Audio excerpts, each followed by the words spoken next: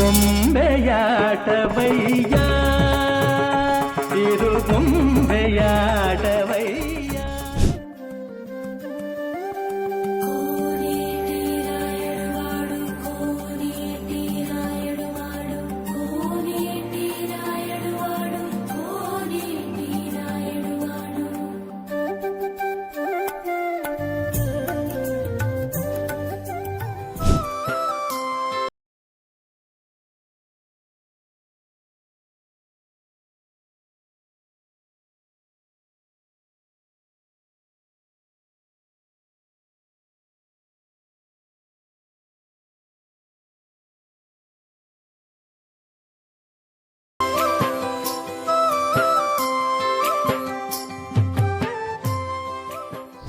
ಸರ್ವಮಂಗಲಮಾಂಗಲ್ಯೆ ಶಿವೆ ಸರ್ವಾರ್ಥಸಾಧಿಕೆ ಶರಣ್ಯೆ ತ್ರ್ಯಂಬಕೆ ಗೌರಿ ನಾರಾಯಣೇ ನಮೋಸ್ತುತೆ. ನವದುರ್ಗೆಯರನ್ನು ಆರಾಧಿಸುವ ಹಬ್ಬವೇ ದಸರಾ. ಇವತ್ತು ಶರನ್ನವರಾತ್ರಿ ಹಬ್ಬದಂದು ನಾವು ಇಡೀ 9 ದಿನ ಅಶ್ವವೇಗದ ಕಡೆಯಿಂದ ನಮ್ಮನೆ ದಸರಾ ಗೊಂಬೆ ಅನ್ನುವಂಥ ವಿಶೇಷ ಕಾರ್ಯಕ್ರಮವನ್ನು ನಾವು ಆಯೋಜನೆ ಮಾಡಿದ್ದೇವೆ. ನಾನು ಅಕ್ಷತಾ ಇವತ್ತು ಮಲ್ಲೇಶ್ವರಂನ ಪೂರ್ಣಿಮಾ ವಿಕ್ರಮ್ ಅವರ ಮನೆಗೆ ಆಗಮಿಸಿದ್ದೀವಿ. ಅವರ ಮನೆ ನೀವು ನೋಡ್ಬೋದು, ಎಲ್ಲಿ ನೋಡ್ತೀರಿ ಅಲ್ಲಿ ವಿಭಿನ್ನ ರೀತಿಯಲ್ಲಿ ಇರುವಂತಹ ಬೊಂಬೆಗಳನ್ನು ನಾವಿಲ್ಲಿ ನೋಡ್ತಾ ಇದ್ದೀವಿ. ಅದರಲ್ಲೂ ವಿಶೇಷವಾಗಿ ಅರೇಂಜ್ಮೆಂಟನ್ನು ಮಾಡಿದ್ದಾರೆ. ವಿಶೇಷವಾಗಿ ಯಾರೆಲ್ಲ ಅರೇಂಜ್ ಮಾಡ್ತಾರೆ ನಮ್ಮ ಅಶ್ವವೇಗ ನ್ಯೂಸ್ನ ಕಡೆಯಿಂದ ವಿಶೇಷವಾದ ಉಡುಗೊರೆ ಕೊಡಬೇಕು ಕೂಡ ಅಂತ ಹೇಳಿ ಒಂದು ನಿಶ್ಚಯ ಆಗಿದೆ. ಹಾಗಾಗಿ ನೇರವಾಗಿ ಪೂರ್ಣಿಮಾ ಅವರನ್ನ ಮಾತಾಡ್ತಾ ಹೋಗ್ತೀನಿ. ನಮಸ್ತೆ ಮ್ಯಾಮ್, ನವರಾತ್ರಿ ಹಬ್ಬದ ಹಾರ್ದಿಕ ಶುಭಾಶಯಗಳು. ನಮಸ್ತೆ ಅಕ್ಷತಾ ಅವರೇ, ನಿಮಗೂ ನವರಾತ್ರಿ ಹಬ್ಬದ ಹಾರ್ದಿಕ ಶುಭಾಶಯಗಳು. ಹೇಗಿದ್ದೀರಿ? ತುಂಬ ಚೆನ್ನಾಗಿದ್ದೀನಿ, ನೀವು ಹೇಗಿದ್ದೀರಾ? ತುಂಬ ಚೆನ್ನಾಗಿದ್ದೀನಿ. ನಿಮ್ಮ ಮನೆಗೆ ಬಂದು ನನಗೆ ನಿಜವಾಗ್ಲೂ ತುಂಬ ಖುಷಿ ಆಯಿತು. ಏನಂದರೆ ಎಲ್ಲಿ ನೋಡ್ತೀರಿ ಅಲ್ಲಿ ಆರ್ಟ್ ಫಾರ್ಮ್, ಎಲ್ಲಿ ನೋಡ್ತೀರಿ ಅಲ್ಲಿ ಬೊಂಬೆಗಳು ಅಷ್ಟೇ ಅಲ್ಲ, ಆದರೆ ಹಿಂದಿನ ಬ್ಯಾಕ್ಗ್ರೌಂಡ್ ಎಲ್ಲವೂ ಕೂಡ ಇವರು ಕೈಯಾರೆ ಮಾಡಿದ್ದಾರೆ ಅನ್ನುವಂಥದ್ದು ಬಹಳ ಆಶ್ಚರ್ಯ, ಬಹಳ ಖುಷಿ ಕೂಡ. ಮ್ಯಾಮ್, ನೇರವಾಗಿ ಹೇಳೋದೇನಂತ ಹೇಳಿದರೆ, ಈ ಪದ್ಧತಿ ನಿಮ್ಮ ಮನೆಯಲ್ಲಿ ಎಷ್ಟು ವರ್ಷದಿಂದ ಇದೆ? ಇದರ ಇತಿಹಾಸ ಅಂದರೆ ನಿಮಗೆ ಯಾವಾಗ ಗೊತ್ತಾಯಿತು? ಮುಖ್ಯವಾಗಿ ಈ ವರ್ಷದ ಥೀಮ್ ಏನು? ಖಂಡಿತ. ನಮಸ್ಕಾರ ಎಲ್ರಿಗೂ. ಶ್ರೀಮತಿ ರಾಮಾನುಜಾಯ ನಮಃ. ಅಕ್ಷತಾ ಮೇಡಮ್ ಹೇಳಿದಂಗೆ ನಾನು ಪೂರ್ಣಿಮಾ ವಿಕ್ರಮ್, ನಾವು ಅಯ್ಯಂಗಾರ್ಸು. ಈ ಸಂಪ್ರದಾಯ, ಈ ಬೊಂಬೆ ಇಡೋ ಪದ್ಧತಿ ನನಗೆ ತಲತಲಾಂತರದಿಂದ ಬಂದಿದೆ. ಇದು ನಮ್ಮ ಅಜ್ಜಿ ತಾತಂದ್ರಿಂದ ನಮಗೆ ಬಂದಿರೋ ಸೊತ್ತು ಅಂತ ಹೇಳಬಹುದು. ನಮ್ಮ ಅಜ್ಜಿ ತಾತ ಆದಮೇಲೆ ನಮ್ಮ ತಾಯಿಯಿಂದ ಬಂತು, ನಮ್ಮ ತಾಯಿಯಿಂದ ಇವಾಗ ನನಗೆ ಬಂದಿದೆ. ನನಗೆ ಒಬ್ಬ ಗಂಡು ಮಗ ಅನಿರುದ್ಧ ಅಂತ. ಸೊ ಅವನಿಗೆ ನಾಳೆ ಹುಟ್ಟದಬ್ಬ. ಸೊ ನಿಮ್ಮೆಲ್ಲರ ಪರವಾಗಿ ನಾನು ಅವನಿಗೆ ಶುಭಾಶಯಗಳನ್ನು ಕೋರಬೇಕು ಅಂತ ಬಯಸ್ತೇನೆ. ಆಚಾರ್ಯರ ಕಟಾಕ್ಷ, ನಮ್ಮ ಸ್ವಾಮಿ ಫಸ್ಟು ನಮ್ಮ ಮನೆ ದೇವರಾದ ಬೇಲೂರು ಚೆನ್ನಕೇಶವರ ಸ್ವಾಮಿ, ಸೌಮ್ಯನಾಯಕಿ ರಂಗನಾಯಕಿ ಸಮೇತ ಚೆನ್ನಕೇಶ ಸ್ವಾಮಿ ಪ್ರಸನ್ನ, ಚೆನ್ನಕೇಶವನಿಗೆ ನಮಸ್ಕಾರಗಳನ್ನು ಮಾಡ್ತೀನಿ. ಹಾಗೆಯೇ ನಮ್ಮ ತಂದೆಯ ಮನೆ ದೇವರು ಕೇತಾಂಡಪಟ್ಟಿ ಆರಾಮುದ ಪೆರ್ಮಾಳ್ ಅಂತ ಜೋಲಾರ್ಪೇಟ್ ಹತ್ರ ಇದೆ. ಅಲ್ಲಿ ಇರುವ ಪೆರ್ಮಾಳ್ ತಾಯಾರು ಬಂದು ನಮಗೆ ಕೋಮಲವಲ್ಲಿ ತಾಯಾರು ಮತ್ತು ಆರಾಮುದ ಪೆರ್ಮಾಳು ದೇವರು. ಮತ್ತು ನನಗೆ ನಮ್ಮ ಆಚಾರ್ಯನಾದ ಅಹೋಬಿಲ್ ಮಠಕ್ಕೆ ಸೇರಿದವರು ನಾವು. ನಮ್ಮ ಆಚಾರ್ಯನಿಗೆ ಮತ್ತು ನನ್ನ ಗುರುಗಳಾದ ರಾಜಶ್ರೀ ಮಾಮಿ ಅವರಿಗೆ ನನ್ನ ನಮಸ್ಕಾರಗಳನ್ನು ತಿಳಿಸುತ್ತೇನೆ. ನಮ್ಮ ತಂದೆ ತಾಯಿಯವರು ಇಲ್ದಿರ ನಾನು ಏನೇನೂ ಅಲ್ಲ. ನಮ್ಮ ಅಜ್ಜಿ ತಾತಂದ್ರಿಂದ ನನಗೆ ಪರಂಪರೆಯಾಗಿ ಇದು ಬಂದಿದೆ. ನನ್ನ ರಕ್ತದಲ್ಲಿ ಒಂಚೂರು ಕಲೆ ಅನ್ನೋದು ಬಂದಿದೆ ಅಂತ ಭಾವಿಸ್ತೀನಿ.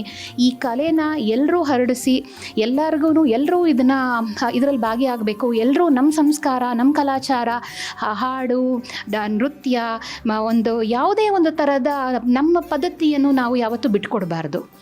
ನಮಗೆ ಟೈಮ್ ಸಿಗಲ್ಲ ಅನ್ನೋದು ಸೆಕೆಂಡ್ರಿ. ನಾವು ಏನು ಮಾಡ್ತೀವೋ ಬಿಡ್ತೀವೋ, ಒಟ್ಟಿನಲ್ಲಿ ದೇವರ ಕೈಂಕರ್ಯವನ್ನು ಮಾಡೋದಕ್ಕೆ ನಮ್ಗೆ ಯಾವ ಅಡಚಣೆನೂ ಬರಬಾರ್ದು. ಎಲ್ರಿಗೂ ಒಳ್ಳೆಯದಾಗಲಿ ಅಂತ ಬಯಸುತ್ತಾ ನಾನು ಈ ಕಾರ್ಯಕ್ರಮನ ಶುರು ಮಾಡ್ತೀನಿ. ಸ್ವಲ್ಪ ನಮ್ಮ ಮನೆ ಬಗ್ಗೆ ನಿಮಗೆ ಹೇಳ್ಕೊಡ್ತೀನಿ, ನನ್ನ ಬೊಂಬೆನೆಲ್ಲ ನಿಮಗೆ ಇಂಟ್ರಡ್ಯೂಸ್ ಮಾಡಿಸ್ತೀನಿ. ಸಾರಿ, ಮಧ್ಯ ಸ್ವಲ್ಪ ಆಂಗ್ಲ ಪದಗಳು ಬರುತ್ತೆ, ದಯವಿಟ್ಟು ಕ್ಷಮಿಸಿ. ಮೇಲ್ ನೋಡೋ ಕೃಷ್ಣ ಬೊಂಬೆ ನೋಡಿದ್ರೆ, ಒಂದೊಂದು ಬೊಂಬೆಗೂ ನಂಗೆ ಒಂದೊಂದು ಕತೆ ಇದೆ. ಮೇಲ್ ನೋಡಿದ್ರೆ ಆ ಕೃಷ್ಣನ ಬೊಂಬೆ ಇದೆ, ಅದನ್ನು ಎಲ್ಲೋ ಒಂದು ಕಡೆ ರೋಡ್ ಸೈಡ್ ಹೋಗಬೇಕಾದ್ರೆ ತೊಗೊಂಡಿದ್ದು. ಈ ಆಂಡಾಳ್ ಮತ್ತು ಕೃಷ್ಣನ ಬೊಂಬೆನ ಇದು ಬಾಡಿಗೆ ಮನೇಲಿ ಇದ್ದೆ ನಾನು. ಅವ್ರಿಗೆ ಆ ಒಂದು ಕೃಷ್ಣನ ನಾನು ಪೇಂಟ್ ಮಾಡಿಕೊಟ್ಟೆ. ಅವರು ಪೇಂಟ್ ಮಾಡಿಕೊಟ್ಟ ಮೇಲೆ ಕೃಷ್ಣ ನನ್ನ ಬಿಟ್ಟು ಹೋಗ್ತಾನಾ ಅಂತ ನಮ್ಮಮ್ಮ ಒಂದು ಮಾತು ಹೇಳಿದ್ರು. ಅದನ್ನು ಅವ್ರಿಗೆ ನಾನು ಹೇಳಿದೆ. ಅದಕ್ಕೆ ಇಲ್ಲ ಕೃಷ್ಣ, ಇದನ್ನು ನಾವು ತೊಗೊಂಡು ಹೋಗ್ತೀವಿ, ಈ ಕೃಷ್ಣ ನಿಂಗೆ ಕೊಡ್ತೀನಿ.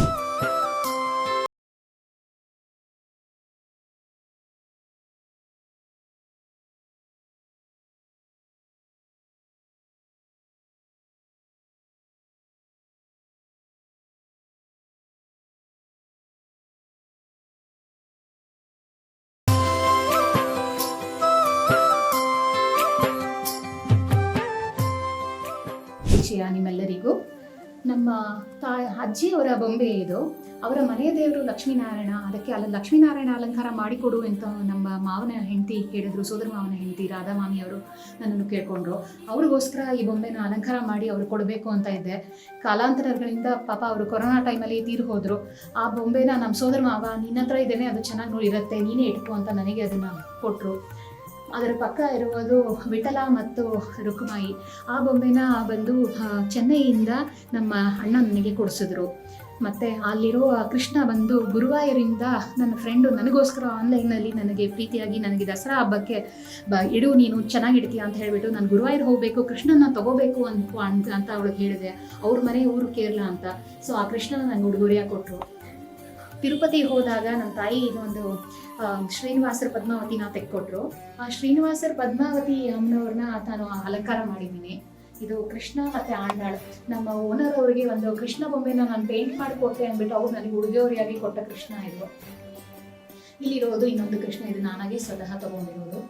ಇದು 2ನೇ ಸ್ಟೆಪ್ಪಿಗೆ ಬಂದರೆ ಹಾಗೆ ಉಲಗಳಂದ ಪೆರುಮಾಳ್ ಅಂತ ಹೇಳ್ತಾರೆ. ಇದಕ್ಕೆ ಲಕ್ಷ್ಮೀ ತಾಯಾರು. ಪಕ್ಕದಲ್ಲಿರುವುದು ಭೂವರಾಹರು, ಲಕ್ಷ್ಮೀ ಸಮೇತ ಭೂವರಾಹ ಪೆರುಮಾಳ್. ಇದು ಒರಿಸ್ಸಾಯಿಂದ ಪೂರಿ ಜಗನ್ನಾಥಿಂದ ನನ್ನ ಫ್ರೆಂಡು ಹಾಗೆ ನನ್ನ ಗುರುಗಳಾದ ರಾಜಶ್ರೀ ಮಾಮಿ ಅವರು ಕೊಟ್ಟಿದ್ದು ನನಗೆ. ಲಕ್ಷ್ಮೀ ನಾಯಕರೀವ ಲಕ್ಷ್ಮೀ ನರಸಿಂಹ ಬಂದು ಮತ್ತು ಅಲ್ಲಿರುವ ಮಹಾವಿಷ್ಣು ಬೊಂಬೆ ಎಲ್ಲ ಬಂದು ಇದರ ಹತ್ರ ತಗೊಂಡಿರೋದು, ಕೃಷ್ಣಗಿರಿ ಹತ್ರ ತಗೊಂಡಿರೋದು. ಮಧ್ಯ ಇರುವುದು ನಮ್ಮ ತಾಯಿ ಹೆಮ್ಮಗೆ ನಮ್ಮ ಅಜ್ಜಿ ತಾತ ಅವರು ಬಂದು ಅವ್ರ ಮದುವೆಯಲ್ಲಿ ಕೊಟ್ಟಿರೋ ಬೊಂಬೆ. ಅದನ್ನು ಚೆಲುವನಾರಾಯಣ ಮೇಲ್ಕೋಟೆ ಅಲಂಕಾರ ಮಾಡಬೇಕು ಅಂತ ಮಾಡಿದೆ. ಇದು ರಂಗನಾಥ ಸ್ವಾಮಿ, ಲಕ್ಷ್ಮೀನಾರಾಯಣ, ಅಲ್ಲಿರುವುದು ಲಕ್ಷ್ಮಿ. ನಮ್ಮ ರಾಮಾನುಜರ ಕೈಯಲ್ಲಿ ಚಲ್ವಪಿಳ್ಳೆ ಪೆರುಮಾಳಿದ್ದಾರೆ. ಗರುಡ ವಾಹನದಲ್ಲಿ ಲಕ್ಷ್ಮೀನಾರಾಯಣ ಇದ್ದಾರೆ. ಇದು ಅತ್ಯಂತ ಪ್ರಖ್ಯಾತಿಯಾದ ಅತ್ತಿವರದರ್ ಕಾಂಚೀವರಮಲ್ಲಿ ನೀವು ಕೇಳಿರ್ಬೋದು. ಆ ಕಾಂಚೀವರಂ ಅತ್ತಿವರದರ್ ಮತ್ತು ತಾಯಾರು ಅಮ್ಮನವರು. 3ನೇ ಸ್ಟೆಪ್ಪಲ್ಲಿ ಬಂದರೆ ಇದು ಬಂದು ನಮ್ಮ ದಶಾವತಾರಗಳಾದ ಮತ್ಸ್ಯ, ಕೂರ್ಮ, ವರಾಹ, ನರಸಿಂಹ, ವಾಮನ, ಪರಶುರಾಮ, ರಾಮ, ಬಲರಾಮ, ಕೃಷ್ಣ, ಕಲ್ಕಿ. ಅದರ ಕೆಳಗೆ ಅಷ್ಟಲಕ್ಷ್ಮಿಯರಿದ್ದಾರೆ. ಇದು ಒಂದು ಪಟ್ಟದ ಬೊಂಬೆ, ನನ್ನ ಮದುವೆಯಲ್ಲಿ ರಾಜಾರಾಣಿಯಾಗಿ ಅಲಂಕಾರ ಮಾಡಿರುವುದು. ಇದು ನಮ್ಮ ಚಿಕ್ಕಮ್ಮ ಅವರ ಮಗಳು ನಮಗೆ ಮದುವೆಯಲ್ಲಿ ಉಡುಗೊರೆಯಾಗಿ ಕೊಟ್ಟಿರೋದು, ಅವ್ರ ಮಗಳ ಮದುವೆಯಲ್ಲಿ. ಇದು ನಮ್ಮ ಅಣ್ಣನಿಗೆ ಗುಂಡು ಹೊಡಿಸ್ಬೇಕಾದ್ರೆ ತಿರುಪತಿಗೆ ನಮ್ಮಮ್ಮ ಕರ್ಕೊಂಡು ಹೋದಾಗ ಆ ಬೊಂಬೆನ ತಗೊಂಡ್ರು. ಅದಕ್ಕೆ ಲಕ್ಷ್ಮೀನಾರಾಯಣ ಅಲಂಕಾರ ಮಾಡಿದ್ದೀನಿ. ಕೆಲವೊಂದು ಬೊಂಬೆನ ನಾನೇ ಕೊಂಡ್ಕೊಂಡಿದ್ದೀನಿ, ಕೆಲವೊಂದಕ್ಕೆಲ್ಲ ಅಲಂಕಾರ ಮಾಡಿದ್ದೀನಿ. ಇದೆಲ್ಲ ಕೊಂಡ್ಕೊಂಡಿರುವಂಥ ಬೊಂಬೆಗಳು. 4ನೇ ಸ್ಟೆಪ್ನ ಎಕ್ಸ್ಪ್ಲೇನ್ ಮಾಡಬೇಕು ಅಂತಂದರೆ ರಾಮ ಬೇರೆ ಅಲ್ಲ, ಕೃಷ್ಣ ಬೇರೆ ಅಲ್ಲ ಅಂತ ಹೇಳ್ತಾ ಇದ್ದೀನಿ. ಮತ್ತು ಲಕ್ಷ್ಮೀ ತಾಯಾರು, ನವದುರ್ಗೆಯರು ಅಂತ ನೀವು ಹೇಳ್ತೀರಾ, ನಮಗೆಲ್ಲನೂ ತಾಯಾರೇನೆ ಲಕ್ಷ್ಮಿಯರು. ಸೊ ಲಕ್ಷ್ಮೀನ ಪೂಜೆ ಮಾಡ್ತೀವಿ. ಮತ್ತು ಕೃಷ್ಣ ಲೀಲೆ ಇಲ್ಲ, ಕೃಷ್ಣ ಲೋಕ. ಕೃಷ್ಣ ಹುಟ್ಟಿದಾಗ್ಲಿಂದ ಏನೇನು ಮಾಡ್ದ, ಅವ್ನ ಮಗು ಹುಟ್ತಾ, ಮತ್ತು ಅವನ್ನ ತೊಟ್ಲಲ್ಲಿ ಹಾಕಿದ್ರು, ಯಶೋದ ಅವನಿಗೆ ಊಟ ತಿನ್ಸಿದ್ರು, ಅವ್ನು ಬೆಣ್ಣೆ ಕದ್ದ, ಅವ್ನು ಮಾಡಿರೋ ಚೇಷ್ಟೆ, ಅವ್ನು ಮಾಡಿರೋ ಲೀಲೆ. ಬೆಣ್ಣೆ ಕದ್ದ ಅಂದರೆ ಅವನು ಕಳ್ಳ ಅಲ್ಲ, ಅವನ ಮನಸ್ಸಲ್ಲಿ ಮನುಷ್ಯರಲ್ಲಿರೋ ಅಹಂಕಾರನ ಕದ್ದ. ಪ್ರತಿ ಒಂದರಲ್ಲೂ ಒಂದೊಂದು ಬೊಂಬೆಯಲ್ಲೂ ಒಂದೊಂದು ಕಥೆಗಳಿದೆ. ನನಗೆ ನೀವು ಕೊಟ್ಟಿರೋ ಕಾಲಾವಕಾಶದಲ್ಲಿ ನನಗೆ ಎಲ್ಲವನ್ನೂ ಹೇಳೋಕ್ಕಾಗ್ತಾ ಇಲ್ಲ. ಸಾಂದೀಪನಿ ಗುರುಗಳಿಂದ ಅವನು ವಿದ್ಯೆ ಕಲಿತ. ಸೊ ಇದರಿಂದ ಮಕ್ಕಳಿಗೆ ಏನು ಹೇಳಕ್ಕೆ ಇಷ್ಟಪಡ್ತೀನಿ ಅಂದರೆ, ಗುರುನ ಯಾವತ್ತೂ ಮರಿಬೇಡಿ. ಗುರು ಇಲ್ದಿರ ನಾವು ಏನೇನೂ ಅಲ್ಲ. ತಾಯಿ ಯಶೋದ ಅವ್ನು ಮಾಡಿರೋ ಚೇಷ್ಟೆಗೆ ಎಲ್ಲ ಮಕ್ಕಳನ್ನು ತಾಯಿ ಹೊಡಿತಾರೆ. ಮಗುನ ಹೊಡೆಯೋದ್ರಿಂದ ಮಗು ಮೇಲೆ ಪ್ರೀತಿ ಇಲ್ಲ ಅಂತಲ್ಲ, ಮಗುನ ದಂಡಿಸೋದು ಗುರುಗಳು ಮತ್ತು ತಾಯಿಯಂದರು. ಯಾಕೆ ಅಂತಂದರೆ ಆ ಮಗು ಒಳ್ಳೆತನದಿಂದ ಬೆಳೀಲಿ ಅಂತ ಅಷ್ಟೇ. ಅದನ್ನು ಸದ್ಬುದ್ಧಿ ಬರಲಿ ಅಂತ ತಾಯಿ ಬೆಳೆಸ್ತಾಳೆ. ಅವನು ನವನೀತ ಚೋರ ಫ್ರೆಂಡ್ಸ್ ಎಲ್ಲ ಸೇರಿಕೊಂಡು ಬೆಣ್ಣೆ ಕದೀತಾನೆ.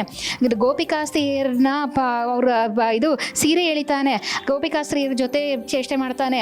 ಆಮೇಲೆ ಅವನು ಮಾಡಿರೋ ಸಂಹಾರ ಅಲ್ಲಿದೆ, ಬಕಪಕ್ಷಿ ಸಂಹಾರ ಮತ್ತು ಗಜೇಂದ್ರ ಮೋಕ್ಷ. ಮತ್ತು ದಸರಾ ಅಂದರೆ ನಮ್ಮ ಆನೆ ಇಲ್ದಿರ ಇರಲ್ಲ. ಸೊ ದಸರಾ ಆನೆ ಇಲ್ಲಿದ್ದಾರೆ. ಮತ್ತು ಇಲ್ಲಿ ಒಂದು ಇದು ನೃತ್ಯ ಮಾಡುವಂಥ ಡಾನ್ಸ್, ಯಾಕಂದರೆ ದಸರಾ ಪ್ರೊಸೆಷನ್ ಅಂತಂದರೆ ಡ್ಯಾನ್ಸು ಹಾಡು ಇರಲೇಬೇಕು. ಸೊ ಇಲ್ಲಿ ಡಾನ್ಸಿಂಗ್ ಬೊಂಬೆಗಳನ್ನ ತೋರಿಸಿದ್ದೀನಿ. ಈ ನಮ್ಮ ಆನೆ ಬಂದು ನಮ್ಮ ಪೆರುಮಾಳ ಸೇವೆಗೋಸ್ಕರ ಇದನ್ನು ತೊಗೊಂಬರ್ತಾ ಇದೆ. ದೇವರಿಗೆ ಬೀಸಣಿಗೆನ, ಬಾಳೆಹಣ್ಣು ಮತ್ತು ಹೂವನ್ನ ತೊಗೊಂಬರ್ತಾ ಇದ್ದೇವೆ. ಮತ್ತು ಇಲ್ಲಿರೋ ಅಷ್ಟು ನನ್ನ ಬೊಂಬೆಗಳು ಎಲ್ಲವೂ ಒಂದು ದೇವರಿಗೋಸ್ಕರ ಹಾಡು, ನೃತ್ಯ ಎಲ್ಲವನ್ನೂ ಮಾಡ್ತಾಯಿದ್ದಾರೆ. ಕಲಾಕೃತಿನ ತೋರಿಸ್ಕೊಡೋಕ್ಕೆ ಇಷ್ಟಪಡ್ತಾ ಇದ್ದೀನಿ.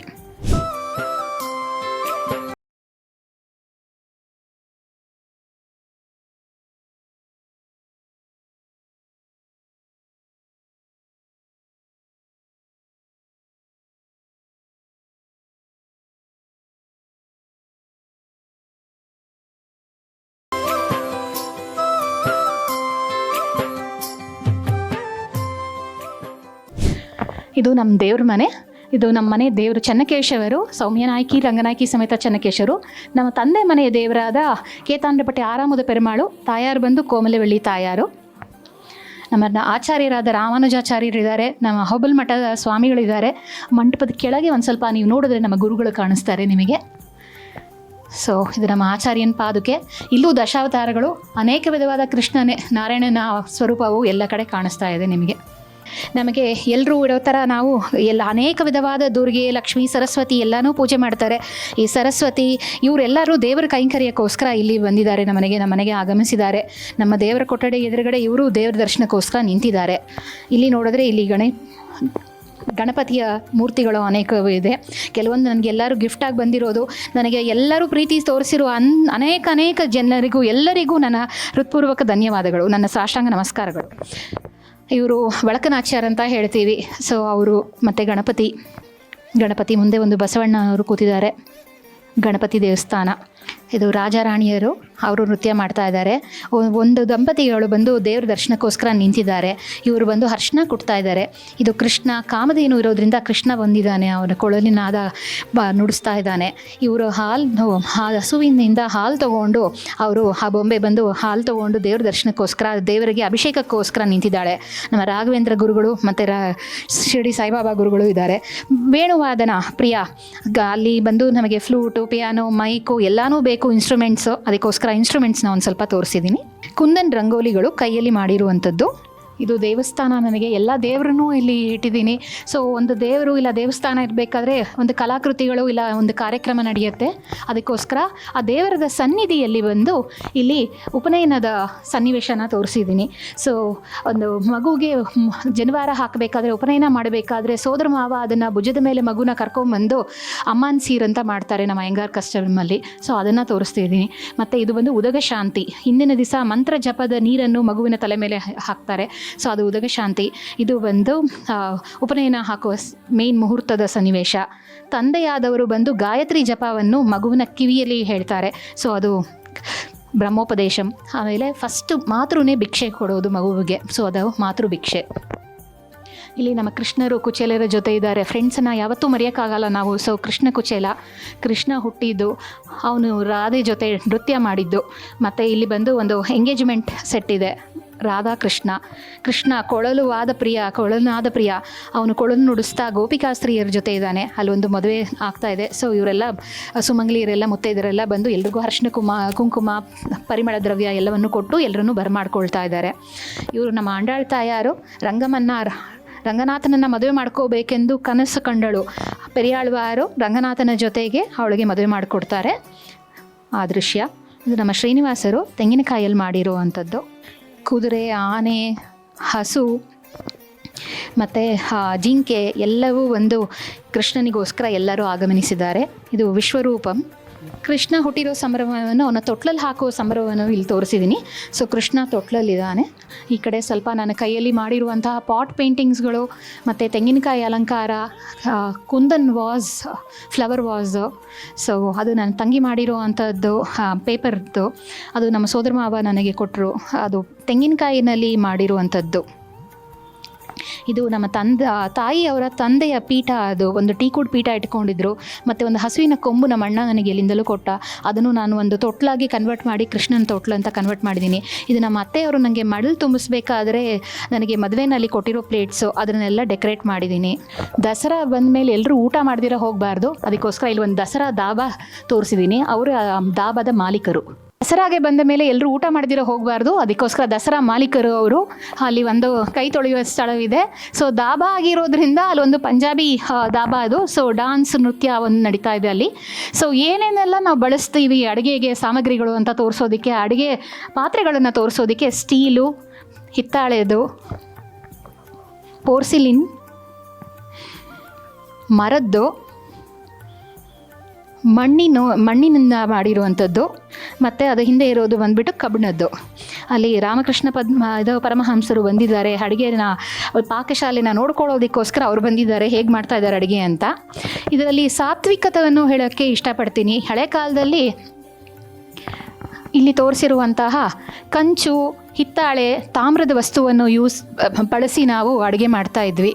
ಈಗ ಕಾಲ ಬದಲಾಗಿದೆ. ಎಲ್ಲರೂ ಮೆಲಮೈನು, ಪೋರ್ಸಲೀನು, ಗ್ಲಾಸು, ಪ್ಲಾಸ್ಟಿಕ್ಕು, ಸ್ಟೀಲು ಎಲ್ಲನೂ ಉಪಯೋಗಿಸ್ತಾರೆ.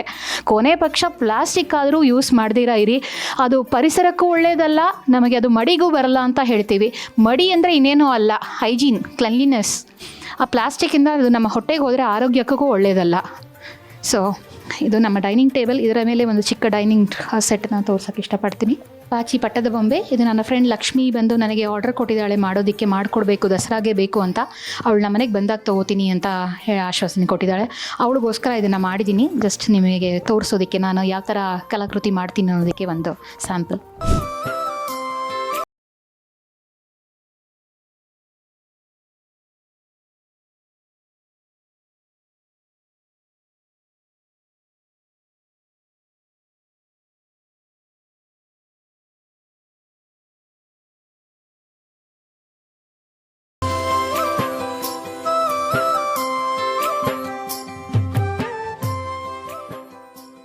ಇಷ್ಟೊತ್ತು ಪೂರ್ಣಿಮಾ ಮ್ಯಾಮ್ ಅವರ ಮನೆಯಲ್ಲಿ ಕೂರಿಸಿರುವಂತಹ ಬೊಂಬೆಗಳ ಬಗ್ಗೆ ಸಾಕಷ್ಟು ಎಕ್ಸ್ಪ್ಲನೇಷನನ್ನು ಕೊಟ್ಟಿದ್ದಾರೆ.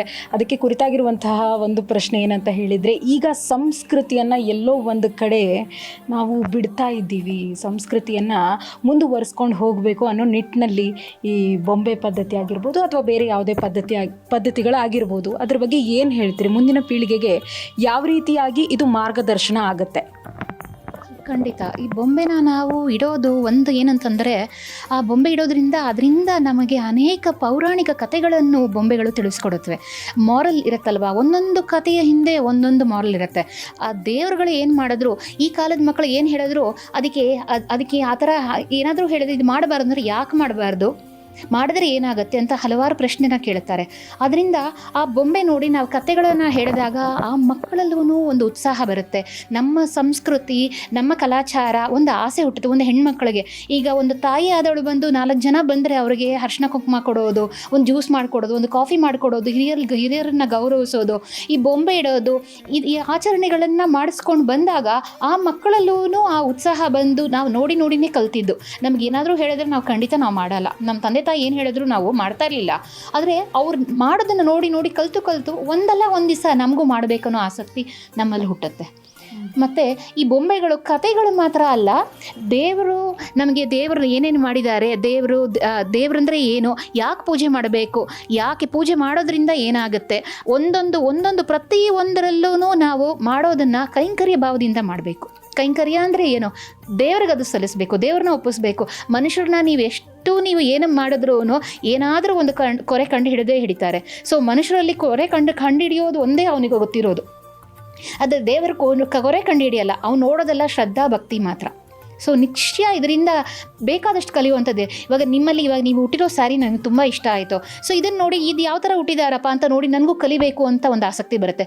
ನಿಮಗೆ ನಮ್ಮ ಮನೆಗೆ ನೋಡಿದ ತಕ್ಷಣ ಬೊಂಬೆ ನೋಡಿದ್ರೆ ಇವ್ರು ಎಷ್ಟು ಚೆನ್ನಾಗಿ ಇಟ್ಟಿದ್ದೀರಾ ಅಂತ ನೀವು ಹೇಳಿದ್ರಿ. ಸೊ ನಿಮ್ಮಿಂದ ನಾವು ಕಲಿಬೇಕು, ನಮ್ಮಿಂದ ನೀವು ಕಲಿಬೇಕು. ಒಬ್ಬರೊಬ್ಬರು ಎಲ್ಲರಲ್ಲೂ ನಾವು ಪ್ರೀತಿ ಹಂಚಿಸ್ಬೇಕು. ಒಬ್ಬರು ಕಲಿಯೋದು ಬೇಕಾದಷ್ಟಿದೆ, ಭಾಳಷ್ಟಿದೆ.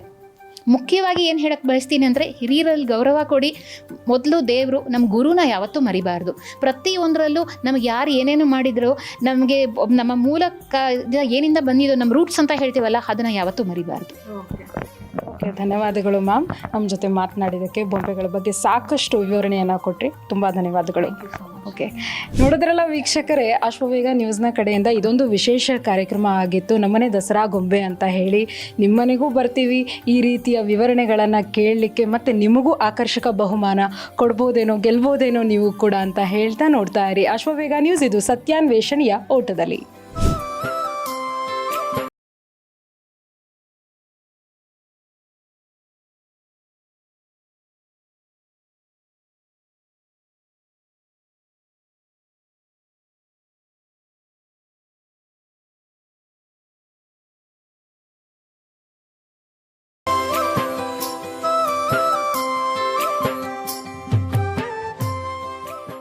ಬೊಂಬೆಯಾಟವಯ್ಯ